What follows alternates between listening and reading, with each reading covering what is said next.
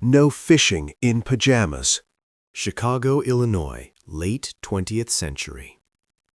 In Chicago, Illinois, late 20th century, even the clothes you wore could determine whether your hobby was legal. Not the fish, not the rod, not the bait, the pajamas. A man stands on the pier wearing nothing but striped sleepwear. The water is calm, the skyline behind him is quiet. He casts the line as if it were any other morning. The fish do not care what he is wearing. The lake does not object, but the law does. Because fishing in pajamas was once considered improper. Not dangerous, not violent, improper. A police officer appears along the path. He does not run, he does not shout, he simply looks at the striped fabric. The moment becomes awkwardly official.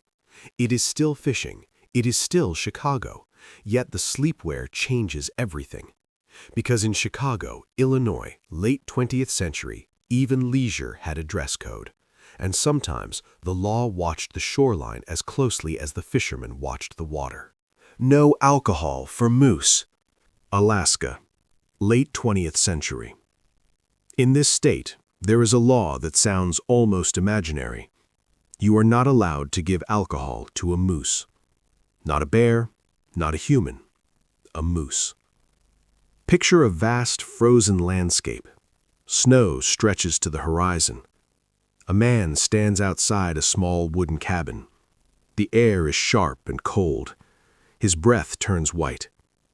Across the clearing stands a moose, massive, silent, watching.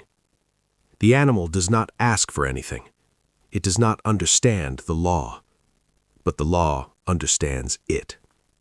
Moose are unpredictable even when calm. They weigh hundreds of kilograms. Their antlers are wide as doors. Their legs can break bone with a single kick. Now imagine one of them intoxicated. One careless moment, one raised bottle. It is illegal. A drunk moose would not stumble gently through the forest. It would charge. It would crash through fences. Do not give alcohol to a moose. Because in Alaska, even wildlife has rules, especially when it weighs half a ton. Ice cream in your pocket. Alabama, early 1900s. In this state, a man could be stopped not for theft and not for violence. Sometimes it was enough to carry ice cream. A man walks down a dusty southern street in a small town. He wears a simple shirt, suspenders, dark trousers, and leather boots. Nothing about him looks suspicious, except for one thing. The sun slowly softens it. Thick drops slide down the fabric. Not far away, a horse is tied to a wooden post. The animal smells sugar before the man realizes anything is wrong. The horse takes one step, then another. The rope tightens. The man keeps walking, unaware that a large animal is slowly following behind him. This is how horses used to be stolen. No weapons, no shouting, no force. Just a sweet scent, strong enough to lead an animal away. The town remembered that trick. And so the law became strangely specific. Carrying an ice cream cone with melting ice cream in your back pocket was illegal. It didn't matter whether you intended to steal anything.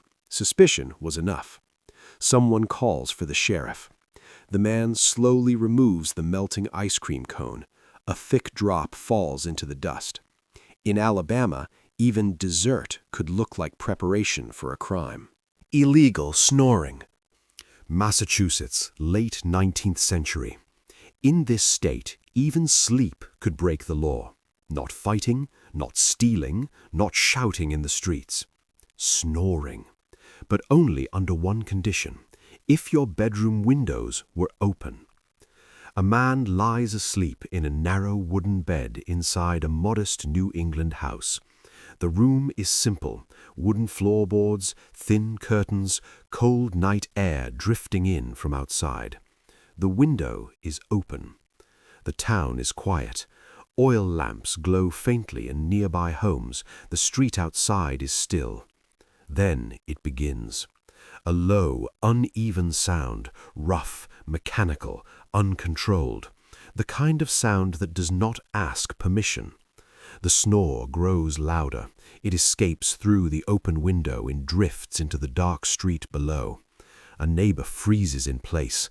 Another light turns on across the street. Someone presses their ear closer to the wall. It continues.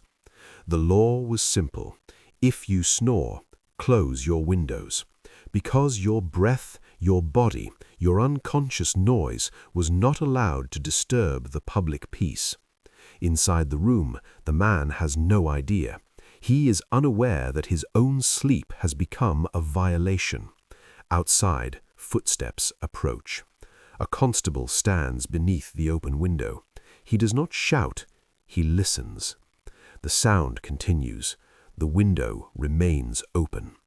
In Massachusetts, even unconscious breathing could become a public offense. Warning before a crime. Washington State, late 20th century. In this state, planning a crime could require something unusual, something that sounds almost impossible. Not secrecy, not silence, a phone call. According to the law, you were required to notify the police in advance of your intended illegal act.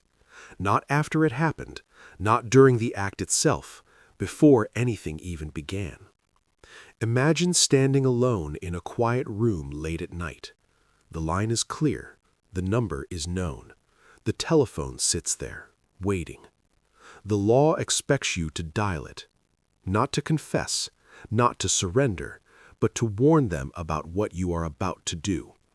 A man stands there, staring at the phone in silence. He has not stolen anything yet. He has not crossed any locked door or touched anything that is not his. He has not broken a window. He has not stepped over any legal boundary. But if he plans to, even just in his mind, he must call. The idea sounds absurd the moment you say it out loud. A law that assumes honesty from someone preparing to be dishonest. A rule built on voluntary admission. What would you even say when they answer? The police would pick up the receiver, calm, professional, listening carefully. The law does not promise forgiveness. It does not guarantee mercy. It simply demands notification. A man stands between two choices, both equally strange. Break the law in silence or follow it by announcing that he is about to break it. In Washington, even crime could begin with a courtesy call. No dogs in elevators. California, late 20th century. In California, late 20th century, even something ordinary inside a building could quietly become illegal. Not violence, not danger, not chaos, just vertical movement inside a box of metal and mirrors. Like taking a dog into an elevator. A calm dog on a leash inside a quiet hallway. The hallway is narrow. Beige walls, fluorescent lights hum softly above. The button has already been pressed. Somewhere above them, cables begin to move. The rule does not explain itself. It simply prohibits the combination. The doors slide open. Inside, a narrow metal box lined with mirrors and dim light. The man hesitates at the threshold between hallway and cabin. The dog steps forward. The leash tightens like a drawn line. From the far end of the corridor, a neighbor appears. She stops, watches, says nothing. It is only a dog. It is only an elevator. But rules do not measure reason, they measure compliance.